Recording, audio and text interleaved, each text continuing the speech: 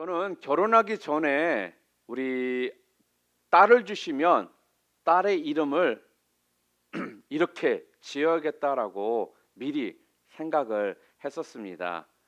감사하게도 첫째를 딸로 주셔서 제가 생각해 두었던 지었던 그 이름을 우리 첫째인 딸에게 줄 수가 있었거든요. 그 이름이 무엇이냐? 바로 해나입니다. 해나. 한나라고 그러죠. 우리가 한국말로는요.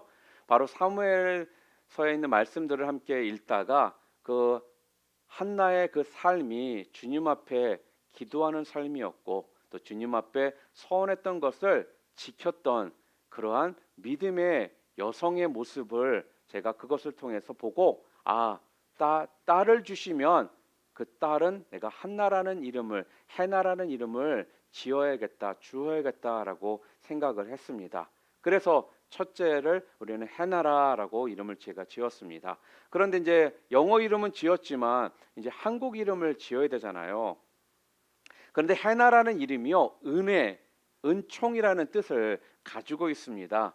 그래서 영어 이름과 또 한글 이름도 의미가 좀 같은 이름을 지어줘야겠다라는 생각 가운데 기도하다가 하나님의 은혜라는 그런 말을 줄여서 하은이라는 이름을 이제 생각하게 된 거예요. 그런데 하은이라는 이름을 생각하고 나니까 너무나 좋았어요. 왜? 하나가 은혜 은총이잖아요. 하나님의 은혜 하은. 그래서 하은이라는 이름을 딱 지어주려고 했다가 제가 포기를 해버렸습니다. 여러분이 아시는 것처럼 제가 성이 무엇이죠? 최씨입니다. 최씨. 그러니까 최씨를 성을 딱 갖다가 이름을 붙이니까 이름이 어떻게 돼요?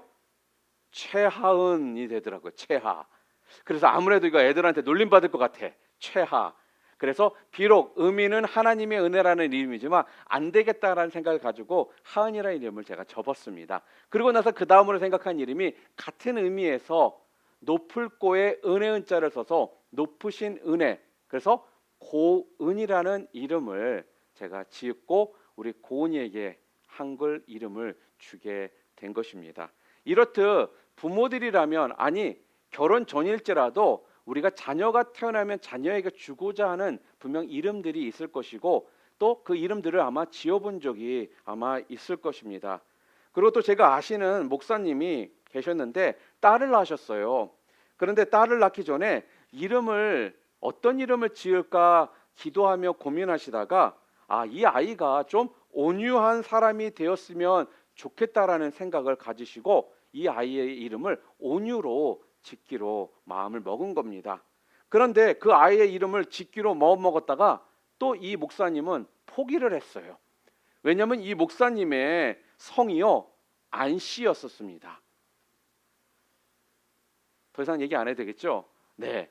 그래서 할 수 없이 온유라는 이름을 포기하시고 다른 이름을 그 딸에게 지어 주셨다라는 그런 이야기를 제가 들은 적이 있습니다.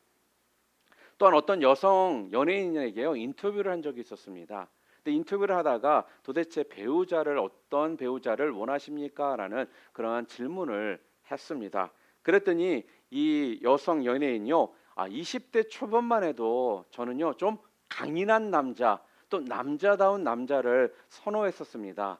그런데 지금은 30대가 되고 보니까 그러한 사람보다는 좀 더 매너가 좋고 또한 자기에게 잘해주는 남자가 좋습니다라고 대답을 하는 거예요. 제가 이런 기사를 보면서 무슨 생각을 했냐면요. 20대 초반 아니 20대의 우리 자매들은 이렇게 강한 남자 또한 남자다운 남자를 좋아하는구나. 이래서 우리 장가 아직 가지 않은 형제들이 죽어라 장가 가기 전까지 LA 피트니스를 다니고 24 피트니스를 다니면서 몸을 만드는 거구나라는 생각을 저 또한 갖게 되었거든요. 여러분 개그맨 중에 한민관이라는 개그맨 혹시 아십니까? 한민관이 굉장히 왜소합니다. 키도 작지만 몸이 왜소한 사람이에요. 그래서 별명이 국민 약골이라는 별명을 가지고 있었거든요. 그런데 이처럼 바짝 말라가지고 바람만 훅 불어도 쓰러질 것 같은 이런 스타일들은 여성들이 싫어한다라는 겁니다. 그런데 한민관도 알고 보니까요 카레이스를 즐길 줄 아는 어떻게 보면 강한 남자라는 이런 기사를 본 적이 있어요. 외모적으로는 겉으로 봐서는 굉장히 왜소했지만 그 안에는 남자다운 남자의 그런 멋슬들을 가지고 있었던 강인한 그러한 사람이라는 것입니다. 그러니까 이렇게 세상은요, 우리에게 무엇을 자꾸 메시지를 주냐면 강해야만 성공할 수 있고 경쟁에서 이겨야만 살아남을 수 있다라고 자꾸 우리를 믿고 살아가도록 합니다. 그래서 세상에서 누구도 자기는 온유한 사람이 되기 위해서 시간을 나는 투자해야겠다라고 생각하는 사람들이 별로 없다라는 거예요. 그런데 오늘 성경은요, 우리에게 지금 뭐라고 얘기를 하고 계시냐면요, 온유의 열매를 맺기 위해서 우리 모두가 성령 충만함을 받아야 된다라고 말씀을 합니다. 자, 그래서 오늘은 성령의 열매 시리즈 8번째 시간으로 온유의 열매에 대해서 함께 좀 말씀을 보려고 합니다. 자, 그렇다면 세상이 말하는 온유와 성경에서 말씀하시는 온유가 같으냐 다르냐 하는 부분은요, 오늘 우리가 말씀을 통해서 우리가 함께 보다 보면은 분명하게 알 수가 있을 것입니다. 먼저 여러분들에게 질문을 한다라면 여러분이 생각하는 온유는 어떠한 모습을 온유하다라고 여러분은 지금 생각하고 계십니까?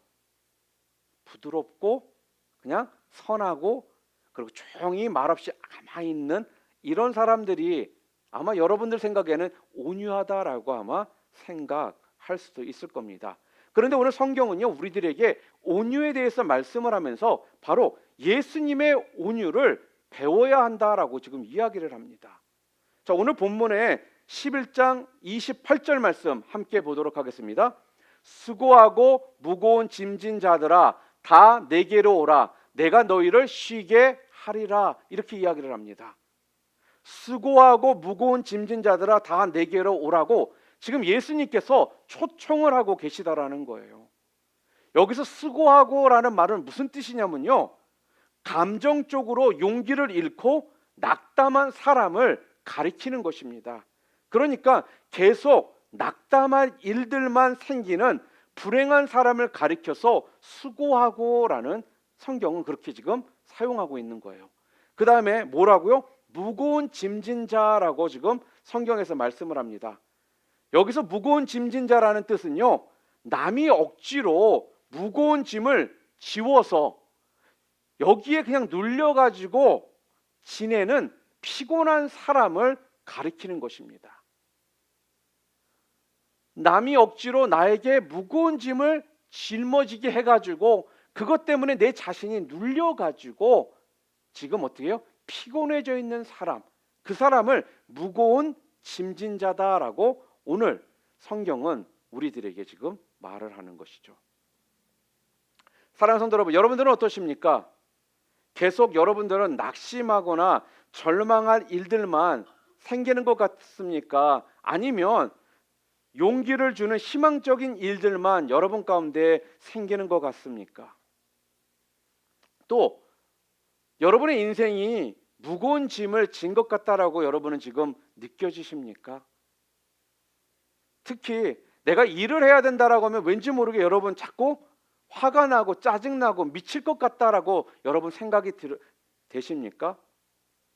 아니면 내가 도대체 누구를 위해서 내가 이렇게 일을 해야 되나 라고 생각하면 여러분도 모르게 돌아버리겠다라는 생각이 지금 들고 계십니까?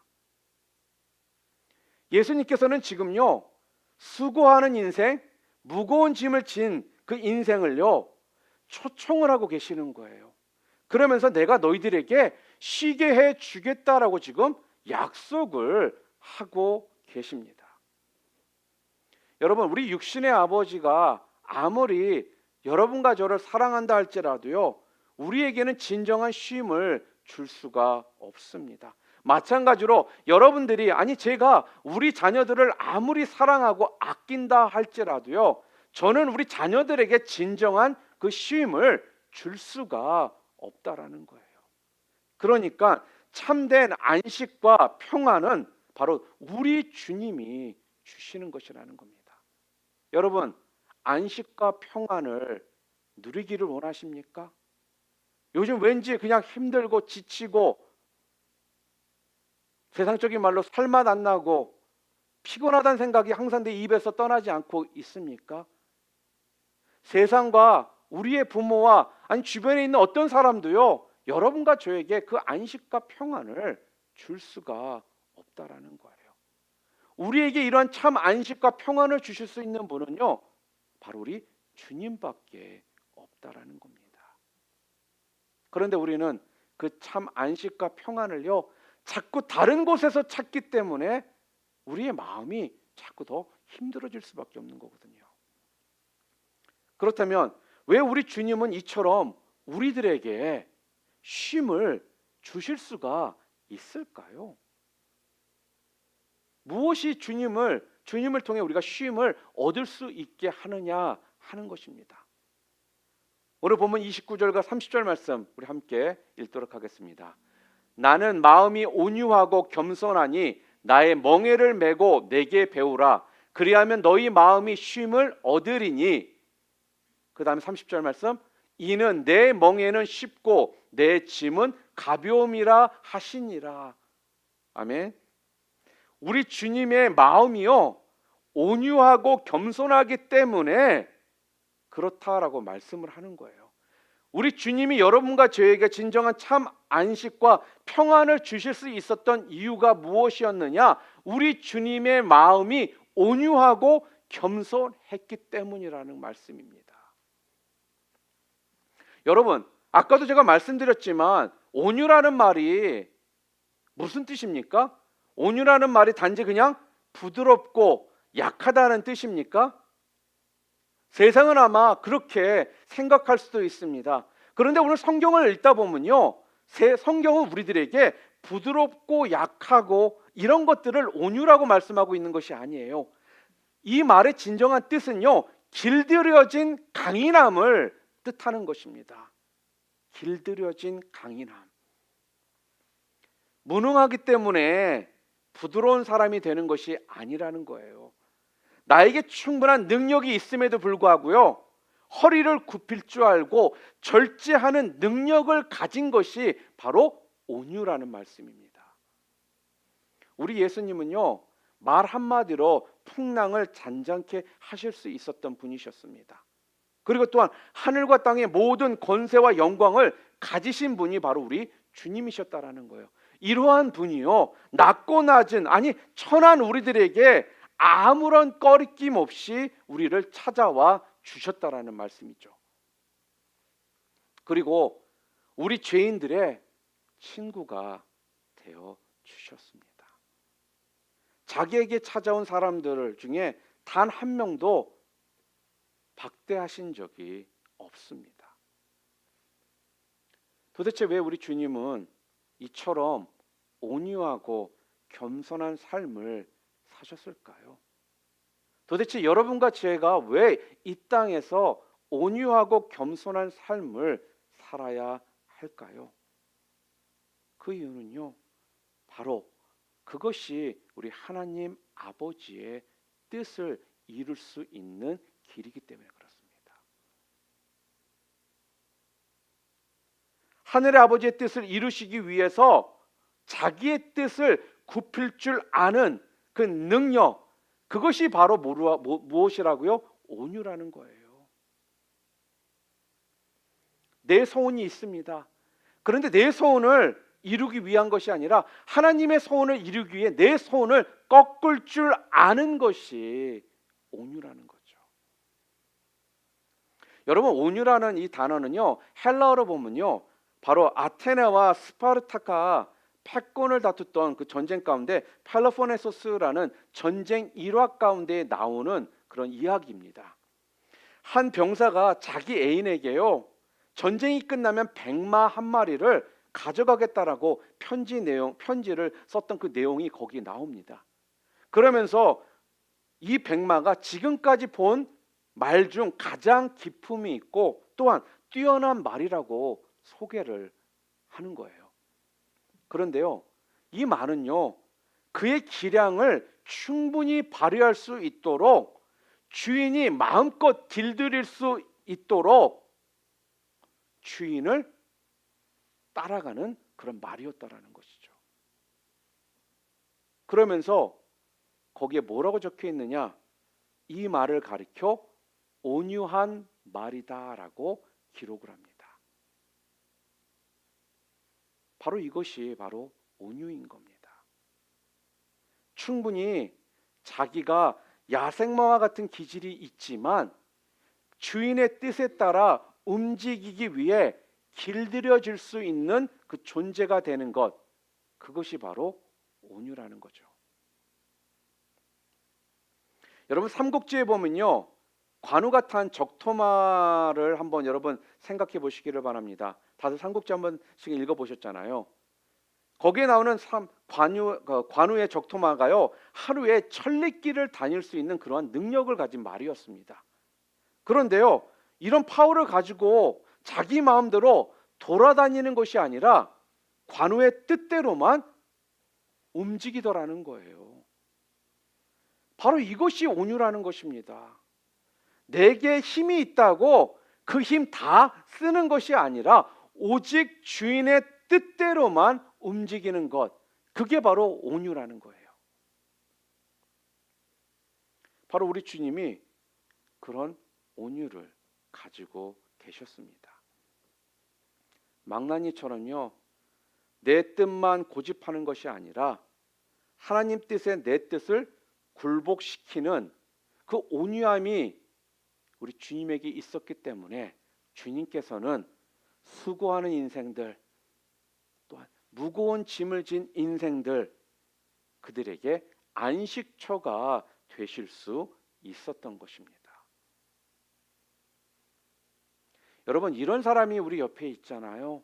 그러면요, 그때부터 우리는요, 소망을 발견하게 되고요, 비전을 발견하게 되고요, 힘을 얻게 된다라는 것입니다. 그래서 우리 주님이 우리에게 지금 뭐라고 말씀하셨다고 그 본문에? 주님은 내게 배우라, 그렇게 이야기를 하신 거예요. 내게 배우라. 우리가 주님의 온유를 지금 뭐예요? 배워야 된다라는 뜻입니다. 우리가 주님의 온유를 경험하고 배워서 우리도 주님처럼 수고하는 인생들, 무거운 짐을 진 자들에게 피난처가, 안식처가 되라는 그 말씀을 우리에게 주고 계시는 것입니다.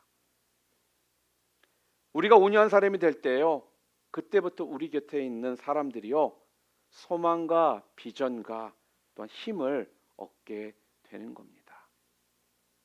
그런데 어떻게 하면 이런 온유를 배울 수가 있다라고 오늘 본문에서 말씀합니까? 오늘 본문에 보니까 주님의 멍에를 메고, 이렇게 얘기합니다. 주님의 멍에를 메고선 배우라는 거예요. 주님의 멍에를 메라는 거는요, 멍에는 주님이 하신 일을 나도 따라 함께 하는 것을 의미합니다. 그러니까 주님이 하셨던 거, 그것을 따라하면서 배우라는 거예요. 그렇다면 도대체 왜 주님은 우리를 그냥 온유를 보고 배워라 이렇게 말씀하면 되지, 왜 멍에를 메고 배우라고 그렇게 말씀을 하셨을까요? 그냥 온유로 배워라 이렇게 하셨으면 더 심플하고 간단할 텐데, 주님의 멍에를 메고 배우라고 이렇게 말씀하셨느냐 하는 겁니다. 왜 그러냐면요, 그냥은 절대로요 배울 수가 없다라는 겁니다. 여러분과 저는요 그냥은 배울 수가 없다라는 거예요. 왜요? 우리의 생각, 우리의 감정, 우리의 그런 경험, 우리 것이 자꾸 불쑥불쑥 튀어나오기 때문에 우리는 그냥은 배울 수가 없는 거라는 것이죠. 주님의 멍에를 메울 때에만 배울 수가 있기 때문에 주님의 멍에를 메고선 배우라는 거예요. 여러분이 그 온유를 배우기 위해서는요, 바로 주님이 하셨던 일들을 우리가 하는 것입니다.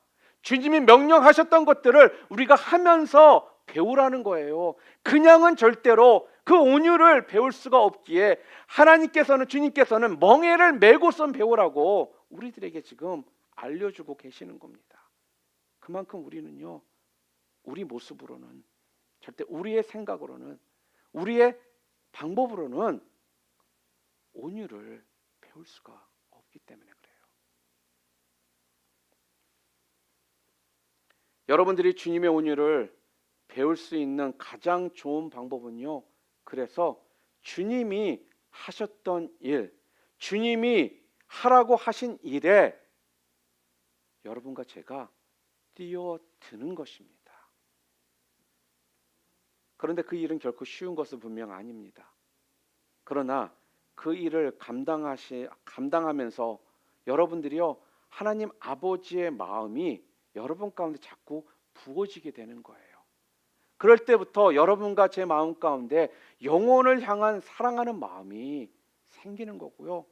또 그때부터 상처받은 영혼들의 그 아픔을요, 우리가 경험하게 되기 때문에 그렇다라는 겁니다.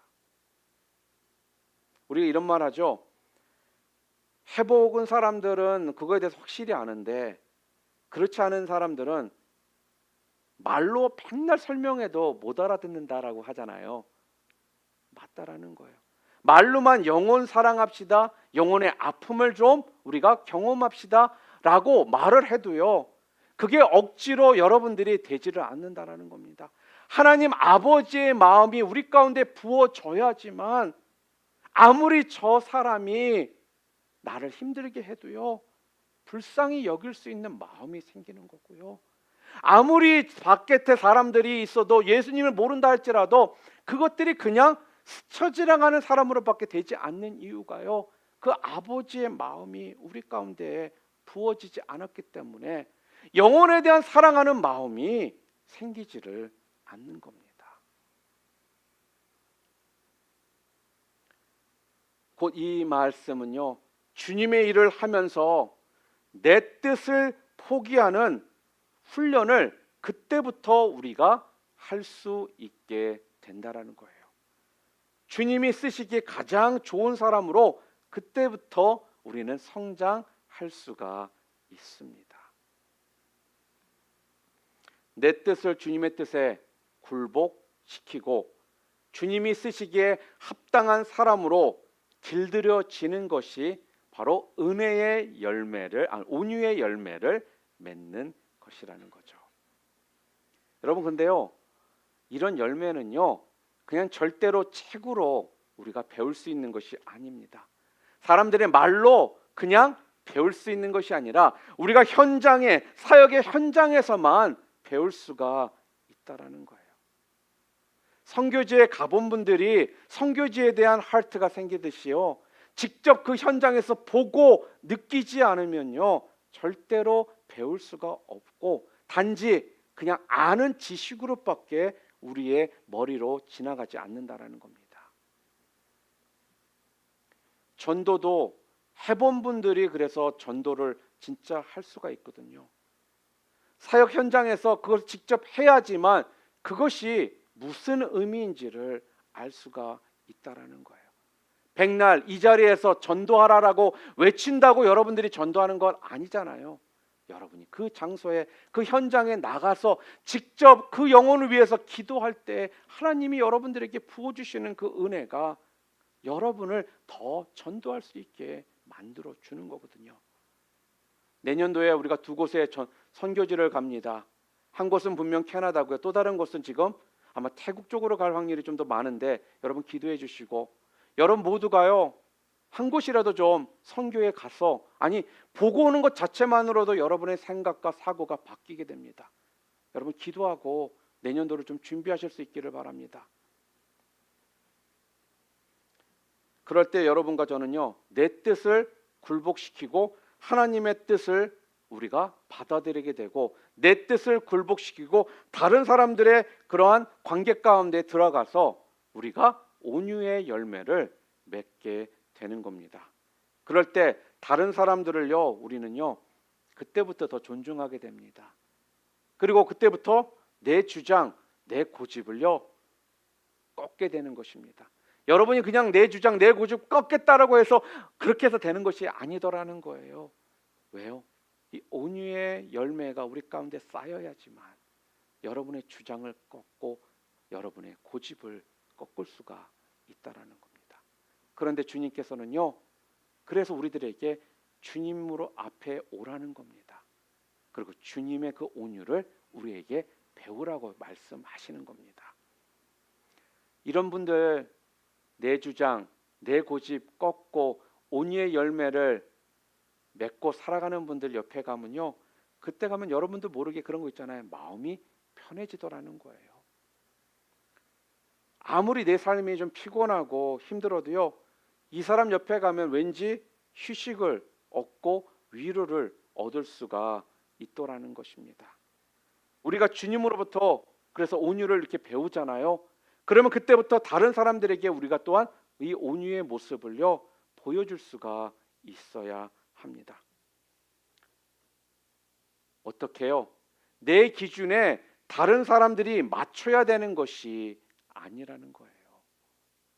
다른 사람들의 기준에 내가 맞추면 된다라는 것입니다. 이게 바로 우리 주님께서 보여주셨던 온유의 모습입니다. 아무런 죄도 없으시고요, 영광과 능력을 가졌던 주님이셨지만 우리 주님께서는요, 자기 기준에 다른 사람들이 맞추기를 원하신 적이 없으셨다라는 거예요. 도리어 우리 주님은요, 우리처럼 낮고 낮은 자들에게 다가가셨고요, 죄인과 세리에게 다가가셔서 그들의 친구가 되어 주시더라는 겁니다.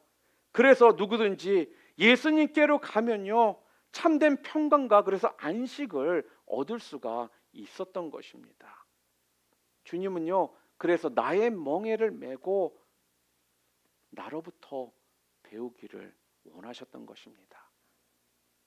우리도 주님처럼 모든 사람들에게 편안함을 줄 수 있는 그런 온유한 사람이 되기를 주님의 이름으로 축복합니다.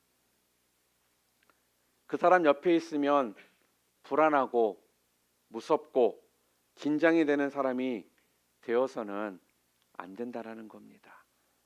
우리가 먼저 주님의 뜻에 굴복하는 훈련을 하면요, 다른 사람들을요 우리가 편안하게 해주는 삶을 살 수가 있습니다.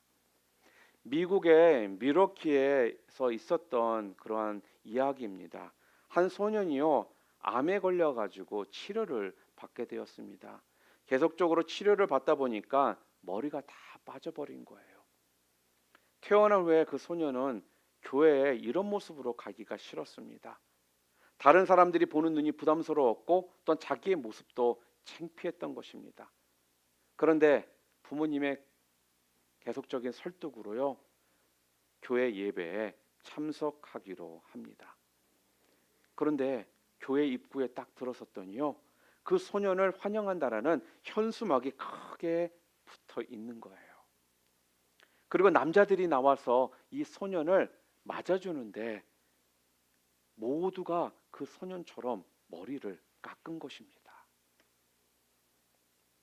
그 소년을 부담스럽게 하지 않기 위해서 모두 그 소년처럼 머리를 깎아 준 것입니다. 여러분, 이게 바로 예수님의 온유를 배웠기 때문에 가능한 모습입니다. 특히 우리 주변에는요, 계속 낙심한 일만 생기고 또한 무거운 짐 때문에 고통받는 지체들이 분명 많이 있습니다. 이 지체들에게 우리가 편안한 안식처가 되어줄 수 있어야 한다는 거예요. 그들이 편안하게 다가올 수 있는 친구가 우리가 되어줄 수 있어야 한다는 것입니다. 어떻게 하면요, 우리가 온유한 사람이 되면 그들의 친구가 될 수가 있는 것입니다.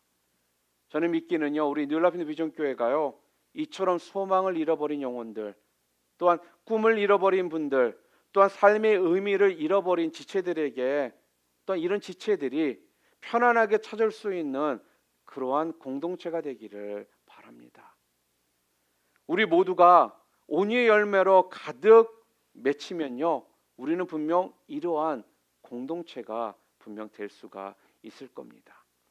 주님의 온유를 여러분 배우셔서 다른 영혼들에게 피난처가 되는 그런 온유한 사람들이 되시기를 바랍니다.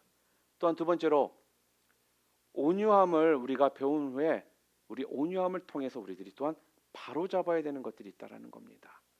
갈라디아서 6장 1절에 보면요, 이렇게 성경이 얘기하죠. 우리 함께 읽을까요? 형제들아, 사람이 만일 무슨 범죄한 일이 드러나거든 신령한 너희는 온유한 심령으로 그러한 자를 바로잡고 너 자신을 살펴보아 너도 시험을 받을까 두려워하라. 아멘. 자, 오늘 이 본문 갈라디아서 6장 1절을 보니까 온유라는 말은요, 분명히 뭐라고요? 잘못된 것도 그냥 웃으면서 받아주는 그런 것이 온유가 아니라는 것입니다. 그건 무능한 비겁한 자가 하는 행동이라는 거예요. 잘못된 것을 잘못되었다라고 분명히 말할 수 있어야 한다라는 것입니다. 그런데 하지만 잘못된 것을 바로잡는 이런 삶을 사는 것에도 온유한 심령으로 해야 한다, 그렇게 이야기를 해요. 제가 예전에 중고등부 사역을 할 때 제가 살던 아파트가요, 흑인들이 사는 그러한 주변이었습니다. 그래서 거의 모든 그 주변에 사는 사람들이 흑인들이었거든요. 그런데 사람들이 저한테 물어보죠. 아니, 안 무섭냐고. 그런 흑인 동네에서 사시는데. 그래서 제가 두 가지를 얘기했어요. 한 가지는 가격이 너무 좋잖아요. 아파트 렌트비가 너무 쌌거든요. 두 번째, 절대 도둑도 자기 집은 안 턴다. 그러니까 걱정할 거 없다. 내가 그랬습니다. 정말로 제가 거기서 한 3년 정도를 살았던 것 같습니다. 한 번도 어려운 일이 생긴 적이 없을 정도로 그곳에서 조용히 저는 잘 살았습니다. 그런데 바로 그 아파트 동네 앞에 흑인 학생들이 많이 다니는 고등학교가 있었어요. 그 당시에 제가 맡고 있어서 중고등부의 한 학생이 미국에 이제 이민을 온 거예요. 그런데 어떻게 해가지고 하필이면 그 학교에 들어가게 된 것입니다. 근데 등치가 되게 좋았거든요. 그런데 이 형제가 와가지고는 그 당시에 제가 전도사였을 때, 전사님, 여기는 되게 신기해요. 메럴 디텍터 같은 게 학교에 들어갈 때 그게 있어요. 막 이러는 거예요. 그리고 애들을 다 이런 걸로 검사를 하더래요. 그러니까 얘는 이제 미국에 온 지 얼마 안 된 상태에서 학교를 갔으니까 이런 것들이 굉장히 컬처럴 샥이었던 것입니다. 그러니까 깜짝 놀라가지고 와가지고 얘기를 하면서 학교가 조금 이상해요. 막 이러더라고요. 그런데 진짜 이런 비슷한 일이 우리 한 여학생 둘이 있었습니다. 이 여학생 둘이요, 미국의 어떤 흑인 고등학교에 입학을 하게 된 거예요. 무엇 때문에 흑인 학교에 입학을 하게 됐는지는 모르겠습니다. 제가 받았던 내용 중에 그런 내용이 있었거든요. 이 미국 흑인 청소년 분위기는요, 정말 여러분이 상상할 수 없을 정도의 좀 막가파 같은 분위기예요. 그러니까 굉장히 학교가 좀 위험하고 분위기가 세상적으로 좀 쌀벌한 그런 분위기의 학교였습니다. 그러니 동양인 여학생 둘이 그 학교를 다니고 있으니 학생들 사이에서 얼마나 노리스가 되겠어요. 그러니까 이 두 학생이 그랬대요. 우리 항상 같이 밥도 같이 먹고 함께 기도하고 함께 말씀도 보면서 학교 생활 잘하자고 그랬다는 거예요. 그래가지고 맨날 학교 점심시간에 둘이 테이블에 앉아가지고 함께 기도하고 함께 말씀 보고 함께 점심을 먹었다고 합니다. 그런데 그런 모습들이요, 그 학교의 여학생 짱이의 눈에 딱 들어온 거예요. 그러니까 그게 굉장히 보기가 좋지 않았던 것 같습니다. 그래도 괜히 이유도 없이 밥을 먹고 있는 그런 와가지고 거기다 침을 뱉고 돌을 던지고 또 어느 때는 폭행까지 가는 이런 일들이 자꾸 벌어지면서 너무나도 이 두 학생을 못 살게 굴더라는 겁니다. 그런데 이 두 여학생이요, 그런 상황 가운데서 끝까지 같이 기도하고 말씀 보고 함께 있는 이 모습을 지켰다라는 거예요. 계속적으로 한 주가 지나가고 한 달이 지나가고 두 달, 세 달이 지나가고 몇 달이 지나갔습니다. 주변에 있던 그 흑인 학생들이 그 모습을 보고 대단하다는 생각을 가졌던 것 같습니다. 갑자기 어느 날은 어떤 학생들이 오더니 이 여학생들에게 와가지고 기도 제목을 내놓으면서 기도를 부탁하더라는 거예요. 흑인 학생 가정들이 대부분은 이혼을 했다든지 아니면 가정에 굉장히 문제들이 많았던 그러한 상황이었거든요. 그래서 자기네 가정을 위해서, 자기네 부모를 위해서, 또 이혼한 패밀리를 위해서 이런 기도 제목을 하면서 같이 몇 사람이 조인을 하는 거예요. 그렇게 계속 같이 기도하고 있다가 어느 날 그 학교에 아까 제가 그랬죠, 짱이었던 그 학생이 슬쩍 혼자 오더니 이 자매들에게 와가지고는 기도를 부탁을 하더라는 겁니다. 여태까지는 그렇게 못 살게 굴고 침을 뱉고 돌을 던지고 폭행을 가했던 그 학생이, 자, 그럼 이 두 여학생이 어떻게 했을까요? Do I know you? I don't care. 네가 나를 여태까지 얼마나 괴롭히고 힘들게 했는데 내가 너를 위해서 기도해줘? 싫어, 저리 가. 이랬을까요? 아니더라는 겁니다. 이 자매를요 따뜻하게 감싸 안아주고 기도 제목을 물어보고 그 자매를 위해서, 그 학생을 위해서 기도를 해주기 시작했더라는 거예요. 그렇게 함께 기도하다가요 이 흑인 여학생이 예수님을 영접하게 되었습니다. 제가 이 이야기를 읽으면서 제 스스로가 참 주님 앞에서 죄송스럽다라는 생각을 가졌어요. 그런 상황 가운데서도 끝까지 자기의 믿음을 지키며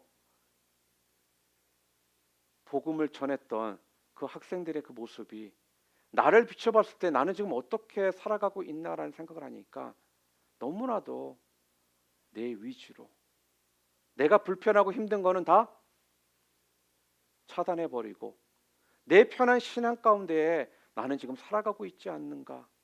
말로만 크리스천이지 삶으로는 이러한 온유의 모습을 내가 보여주지 못하고 뭔가가 잘못됐다면 잘못됐다라고 내가 제대로 온유한 심령으로 이야기를 하지 못하고 있었던 건 아닌가라는 생각을 갖게 되었습니다. 성경에도요 이런 비슷한 이야기가 성경에 나옵니다. 예수님께서 체포되시던 날에 베드로가 칼을 들고 휘두르기 시작합니다. 그랬더니 주님께서는요 베드로에게 칼을 가지는 자는 칼로 망한다라고 그에게 말을 합니다. 그러면서 칼을 내려놓도록 하더라는 거예요. 여러분, 우리들에게 필요한 건요 이렇게 칼이 아니라 바로 주님의 그 온유와 사랑이 우리에게 필요하다라는 것입니다. 바로 이것이 막 나가는 이 세상에서 보석과 같은 삶을 살면서 승리할 수 있는 비결이라는 거예요. 제가 지난번에도 말씀드렸던 것처럼요 악은 악으로 우리가 절대로 이길 수가 없다라는 겁니다. 악을 선으로 이겨야지만 진정한 승리의 삶을 우리가 살아간다라는 거예요. 나에게 악으로 대했기 때문에 나도 동일한 악으로 대하는 삶이 아니라 그럴 때일수록 더 선으로 온유의 마음으로 사랑의 마음으로 대할 때 우리가 진정 승리를 할 수가 있더라는 겁니다. 우리 주님은요 온유한 분이셨습니다. 맞습니다. 그렇지만 자기에게 다가오는 백성들의 그 죄를요 그냥 묵인하고 방치하셨던 분은 분명 아니셨다라는 겁니다. 그들의 친구가 되어 주셨습니다. 그렇지만 무조건 그들을 품어줬던 것이 아니라 그들을 회개시켜서 구원해 주셨다라는 거예요. 우리는 분명 예수님의 온유를 통해 사랑으로 그 온유를 베풀어야 됩니다. 그렇다고 해서 무조건 다 받아주는 것이 그게 성경에서 말씀하시는 온유가 아니라 온유함을 통해 바로 잡는 것 또한 여러분과 제가 온유의 열매를 맺으며 살아가는 주님의 백성들로서 분명히 해야 될 모습이라는 것입니다. 특히 한국은요 자녀를 한 명밖에 낳지를 않더라고요. 그래서 집집마다 아이 하나가 거의 우상이다시피 되어 있더라고요. 그래서 그런지 요즘 부모들을 보면요 이런 온유의 모습을요 찾아볼 수가 없습니다. 유아 양육 교본에 보잖아요. 1살부터 2살까지는요 엄마가 무조건적으로요 사랑이 엄마의 무조건적인 사랑이 필요한 시기라고 이야기합니다. 이때는 아무리 그 아이가 큰 잘못을 했어도요 야단을 치면 안 되고 무조건 엄마가 사랑으로 품어줘야 되는 시기라는 거예요. 자, 그런데요 3살, 4살 정도 되잖아요. 그때부터는 아빠의 회초리가 필요한 시기라고 말합니다. 이때는요 무엇이 잘못된 것인가를 분명히 가르쳐 주어야 할 시기라는 것입니다. 이때 가치관이 잘못 형성되잖아요. 버릇이요 그 버릇이 평생 고쳐지지를 않는다라는 거예요. 그래서 우리 속담에도 3살 버릇이 80까지 간다라는 말이 있지 않겠습니까? 매를 들어야 할 시기에는요 매를 들어야지 되는 건데 매를 들지 않았기 때문에 지금 우리 아이들이 얼마나 빗나가고 있는지 모른다라는 거예요. 세상 어디에도 한국처럼요, 중학생들이 친구를 왕따시키며 패고 돈을 뺏고 무서운 아이들이라고 하더라고요. 지금 우리 한국의 현실이 이런 모습입니다. 이것이 다른 이유가 아니라는 거예요. 지금 우리 부모들이요, 온유하지 못하기 때문에 우리 자녀들이 저렇게 성장해서 잘못된 길로 나아가는 모습들을 볼 수밖에 없다라는 겁니다. 지금의 부모들은요, 단지 온순할 뿐이라는 거예요. 여러분, 온순한 거와 온유한 거는 분명히 다릅니다. 정말 온유한 부모는요, 자녀가 잘못된 길로 가고 있을 때 그것을 바로잡아주는 부모가 온유한 부모라는 것입니다. 마찬가지로 우리가 정말 온유한 사람이라면요, 수고하고 있는 인생, 무거운 짐진 인생들을요, 그들이 바른 길로 갈 수 있도록 인도해 주는 역할을 해야 되는 사람들이 바로 온유의 열매를 맺은 사람들이 해야 될 일이라는 거예요. 저도 많이 해봤거든요. 그냥 무조건 참아주고 기다려줬다고 답이 아니더라고요. 영적인 리더십을 가지고요, 여러분들에게 말을 해야 될 부분들은 저도 말을 해야 되는 것이 그게 옳은 길이라는 것을 점점 제가 신앙생활하면서 깨닫게 됩니다. 우리는 자꾸 단지 친구만 되면 다 된다라고 생각하고요, 친구가 되면 온유한 사람이 될 수 있다라고 생각을 합니다. 그러나 성경은 그런 사람들이 온유한 사람이 아니라는 것입니다. 그런 사람들은 단지 온순한 사람일 뿐이라는 거예요. 성경은요, 온순한 사람이 되라고 말씀하지 않고요, 온유한 사람이 되라고 우리에게 말씀합니다. 정말 문제가 많이 가지고 있는 사람이 내 곁에 왔다라면요, 우리는 그들의 문제를요 함께 가지고 기도하며 함께 짊어지고 갈 수가 있어야 하는 것입니다. 그래서요, 여러분, 온유한 사람은요 적극적인 사람입니다. 우리가 착각하는 것 중에 하나가 뭐냐면요, 온유한 사람이 그냥 가만히 있는 사람이 온유하고 소극적인 사람이 온유한 사람이라고 생각하는데, 성경은요 절대로 온유한 사람은 소극적인 삶을 살지 않습니다. 적극적인 삶을 살아가더라는 거예요. 교회 안에서 그냥 조용히 있으면 그것이 온유한 사람이 되는 것이 아니더라는 겁니다. 온유한 사람은요, 형제자매들의 그런 아픔과 고통 속에 적극적으로 뛰어드는 사람이, 그 사람이 바로 온유한 사람이라는 거예요. 고통과 슬픔을 가진 자들에게 여러분이 아낌없이 거리낌 없이 다가갈 수 있도록 해 주어야 한다라는 것입니다. 여러분 때문에 본인들이 가지고 있는 그 문제, 고민하는 문제, 그런 것들을 가지고 여러분 앞에 나왔을 때 바로 참된 안식을 누리고 여러분이 바로 그들에게 피난처가 될 때, 바로 그것이 온유의 열매를 맺고 있는 삶이라는 말씀입니다. 주님의 이 온유를요, 여러분 모두가 풍성히 맺으심을 통해 주님이 말씀하시는 안식처, 피난처가 되시고 편안한 사람들이 다 되시기를 주님의 이름으로 축원합니다. 말씀을 정리하겠습니다. 여러분이 잘 아시는 산상수훈에 보면요, 팔복 중에 주님께서 이렇게 말씀을 하셨습니다. 우리 마태복음 5장 5절 함께 좀 읽을까요? 함께 읽겠습니다. 온유한 자는 복이 있나니 그들이 땅을 기업으로 받을 것이며, 이렇게 이야기를 합니다. 세상은요, 강한 힘을 가진 자들이 땅을 차지한다라고 믿고 있습니다.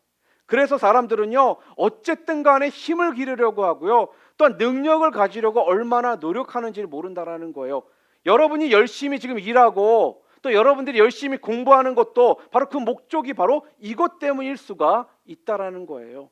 자, 그런데요, 성경은 지금 뭐라고 우리한테 얘기를 하신다고요? 이런 자에게 땅을 주시는 것이 아니라 어떤 자에게 땅을 주신다라고요? 온유한 자가 땅을 얻는다라고 말씀하십니다. 온유한 자가. 우리가 온유한 자가 되잖아요. 그러면 우리가 손해를 본다라고 생각을 하는데요. 하나님께서는 이런 자에게 되레 더 기회를 주시고요. 능력을 주시고요. 문을 열어 주신다라고 지금 약속을 하시더라는 거죠.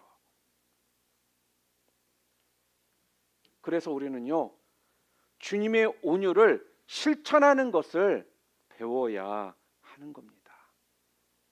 우리가 주님의 뜻에 내 뜻을 굴복시키고요. 또한 주님의 사역에 우리가 동참할 때 그때 우리는 온유를 배우기 시작하는 겁니다. 그렇게 되면요, 힘든 사람들이 찾아와서요, 함께 고민하고 또 함께 기도하고 싶어지는 사람이 여러분과 제가 되는 것이죠. 그럴 때 여러분과 저는요, 주님 앞에서 바로 서게 되는 겁니다. 그리고 우리가 바로 서야지만 우리가 또한 다른 사람들을 바로 서도록 도와줄 수가 있는 겁니다. 사랑하는 성도 여러분, 여러분 모두가 오늘 본문에 나와 있는 그 예수님의 그 온유를 여러분 모두가 멍에를 메시고 배우심을 통해서요, 여러분 때문에 여러분의 생각, 여러분의 모든 계획들을 꺾고 하나님의 뜻과 하나님의 계획에 여러분 것들을 맞추심을 통해서 여러분이 바로 예수님처럼 피난처가 되셔서 여러분에게 영혼들이 찾아와 삶의 치유함을 얻고 또 삶 가운데 회복되는 그런 주님의 귀한 도구로서 여러분 모두가 쓰임 받으시기를 주님의 이름으로 축원합니다.